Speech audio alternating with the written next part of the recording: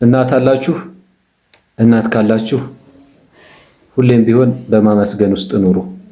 ፈጣሪንም አመስግኑ፣ እናታችሁንም አመስግኑ። ዛሬ ስለ እናትነት ፍቅሩ ጠለቅ ብለን እናይበታለን። ስለ ጓደኝነትም እናያለን።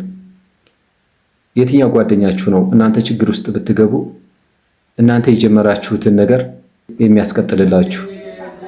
ሁሌም እዛ ቦታ ላይ እንዳላችሁ እንዲሰማ የሚያደርግ ጓደኛ አላችሁ? ታሳውቁኛላችሁ። የተወደዳችሁ የቻናል ቤተሰቦች በያላችሁ በሰላማችሁ ይብዛ። የረበና ሰላም ከእናንተ ጋር ይሁን። አዶናይ እና ጃኒ ተፈተዋል። ስለ እነዚህ ጉዳዮች ዘርዘር ያሉ መረጃዎችን እናነሳለን። አብራችሁን ቆዩ። አዶናይ ምሽቱን ተፈቷል። እኚህ አርቲስት አዶናይ እንደታሰረ ምን አሉ? ኑ መኪና ውሰዱ ሲባሉ አይ ልጅ አዶናይ ሳይመጣም መኪናውን አልረከብም ሲሉ ገልጸዋል። አሁን ላይ ታዲያም አባታችንም መኪናቸውን ይረከባሉ። አዶናይም ወደ እናቱ ተቀላቅሏል። መጀመሪያ የምናመራው የአዶናይ መፈታት ተከትሎ ስለተለያዩ ሁነቶች ነው። የአዶናይ እናት ልቧ በደስታ ሞልቶ ስትፈነድቅ ፊቷ ላይ ያለው ፈገግታ የእናትነት ትርጉሙን የሚገልጽ ነበር። አዶናይ ከስር ተፈቶ ወደ ቤቱ እንደገባ እሱን ለማግኘት ወደ እሱ ቤት ነበር የሄደችው። ያኔ በመንገድ ላይ የተቀረጸው ቪዲዮ፣ ቤቱ ስትደርስ የተቀረጸው ቪዲዮ የነበረው ደስታ የእናትነት ልኩን በትንሹ ይገልጸዋል። እናትነት ከምንም በላይ ነው።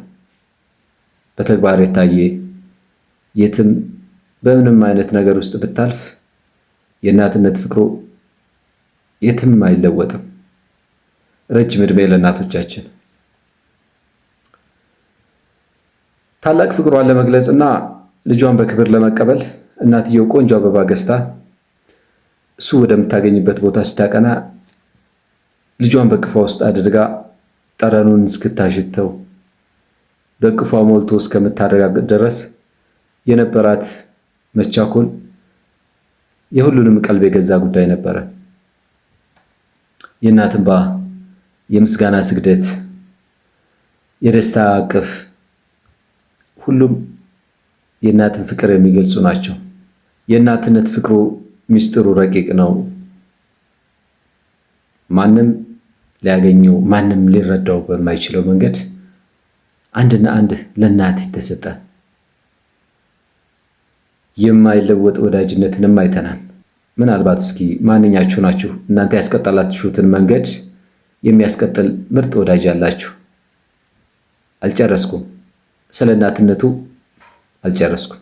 እኛ በሶሻል ሚዲያ ላይ የምናደርጋቸው ነገሮች ለተከታዮቻችን ቲክቶከሮች፣ ዩቲዩበሮች አሊያም ሌላ ነገር ነው ሁነን የምታያቸው። ለእናት ግን ልጇ ሁሌም ልጅ ነው። ሚሊዮኖች ቢከተሉት አግብቶ ወልዶ ልጅ ድሮ እንኳን ቢቀመጥ ለእናት ልጇ ሁሌም ልጅ እንደሆነ ነው የሚታየው። ከሰሞኑ እንግዲህ የኢትዮጵያ ፌዴራል ፖሊስ ከኢትዮጵያ ባህልና ስነ ምግባር ውጭ የሆኑ ድርጊቶችን ሲፈጽሙ አገኘኋቸው ያላቸውን ቲክቶከሮች ማሰሩ የሚታወስ ነው። ከነዚህም ውስጥ ደግሞ የአዶናይ አንደኛው ነው። የአዶናይ መታሰር እንግዲህ በሶሻል ሚዲያው ላይ ከፍተኛ የሆነ መነጋገሪያ ፈጥሮ ነበረ። ዓለም አቀፍ የዜና ምንጮችም እየዘገቡት ነበረ። እንደ ቢቢሲም ጨምሮ ከፍተኛ ትኩረት ሰጥተው እየዘገቡት ነበረ። እነሱ ስንት ጉዳይ ኢትዮጵያ ውስጥ እያለ እንዴት ስለ አዶናይ ጉዳይ፣ ስለ ቲክቶከሮቹ ጉዳይ ዘገቡ የሚለው ሌላ ጉዳይ ነው። እሱ ሌላ ርዕስ የሚፈልግ ነገር ነው። እሱ ውስጥ አንገባም። ግን እንደ ሀገር በመልካም ስነ ምግባር የታነጸ ትውልድ ያስፈልገናል። ለዛም ይመስላል የፌዴራል ፖሊስ ማህበራዊ እሴቶችን ይሸረሽራሉ፣ ቀጣዩን ትውልድ ያበላሻሉ፣ በመልካም ስነ ምግባር አይቀርጹም፣ አርአያ ሊሆኑ አይችሉም ያሏቸውን ቲክቶከሮች ለምርመራ አስሬያለሁ ብሎ መግለጫ ያወጣው። ይሄ ብዙ መነጋገሪያ ብዙ አጀንዳ አለው እየተባለ በተለያየ መንገድ ቢተረጎምም ዋናው ነገር ግን የተያዙት ቲክቶከሮች ምንድን ነበር የሰሩት፣ ምን ላይስ ነበሩ የሚለው ነው። ምክንያቱም በማህበራዊ ሚዲያ ላይ አዋጁ አለ። እኛ ሀገር ላይ ስለማይተገበር ያው ይሄ ስህተቱም ተፈጥሯል ማለት እንችላለን። ህግ የወንጀለኛ መቅጫ ህጋችን የ639 ለመልካም ስነ ምግባርና ለመልካም ጠባይ ተቃራኒ የሆነ ብልግናና አሳፋሪ ስራን በአደባባይ መፈጸም በሚለው ክፍል ስር ይሄ እነዚህን ድርጊቶች የሚመለከት አንቀጽ አለ ማለት ነው። ስለዚህ ባጭሩ ማንኛውም ሶሳይቲ ማንኛውም ማህበረሰብ መልካም ስነ ምግባርና መልካም ጠባይ የሚላቸው አሉ። ስለዚህ እነዚህን በተቃራኒ የሚያደርጉ ሰዎችን ለመቅጣትና ስራቸውን ለማስቆም የታሰበ ነው ማለት ነው። ከሁሉም በላይ እንግዲህ የአዶናይ ጉዳይ ነበረ። አለባበሱም ሱፍ ነው ለብሶ የሄደው። እንዴት በልብስ ተመካይቶ ወደ ማረፊያ ቤት ይወርዳል ተብሎ ብዙ መነጋገሪያ ነበረ። ምክንያቱም የአዶናይን አለባበስ ሁሉም ሰው ያየው ስለሆነ ማለት ነው። እንግዲህ ነገሮች ተጣርተው ደግሞ ትክክለኛ መረጃው እስከሚወጣ ድረስ የምናየው ይሆናል። የፌዴራል ፖሊስ እንግዲህ ለምርመራ የ14 ቀን ጊዜ እንዲሰጠው ጠይቆ ነበረ። በዛም አዶናይን ጨምሮ 5ቱ ቲክቶከሮች በማረፊያ ቤት እንዲቆዩ ተደርገዋል። አዶናይ እንግዲህ የዋስትና መብቱ ተጠብቆ እንዲወጣ ተደርጓል። አዶናይም ጃኒም ወጥተዋል። በትናንትናው ዕለት አባገዳዎች ወደ አዲስ አበባ እየተጓዙ እንደነበረ ተገልጿል። ጉዳዩም በሽምግልና በእርቅ በምክር ለመፍታት ሲባል ወደ አዲስ አበባ እየተጓዙ እንደነበረ ተገልጿል። አዶናይ እንዲሁም ሌሎችን ከእስር ለማስፈታት የተወጣጡ ልዑካን አባገዳዎች ወደ አዲስ አበባ ጉዞ ጀምሯል። ይሄ የአዶናይና የጃኒ መፈታትም ከሱ ጉዳይ ጋር የተያያዘ ነው። በእርቅ በሽምግልና በምክር ነገሩን ለማለፍ ከዛ ጉዳይ ጋር የተያያዘ ነው የሚሉም አሉ። ዋናው ነጥብ ግን እኛ የሆነ ችግር ውስጥ ብንገባ ማን ነው የእኛን ችግር እንደ ራሱ ችግር ቆጥሮ እኛ ያስጀመርናቸውን ነገሮች የሚያስቀጥልልን? የትኛው ጓደኛችን ነው? የትኛው ወንድማችን ነው? አንዳንድ ጊዜ በደም የተሳሰረ ዝምድና ብቻ አይደለም፣ በመተዋወቅ ሰው በመሆን የሚመጡ ወንድማማችነቶች የሚመጡ ጓደኝነቶች አሉ።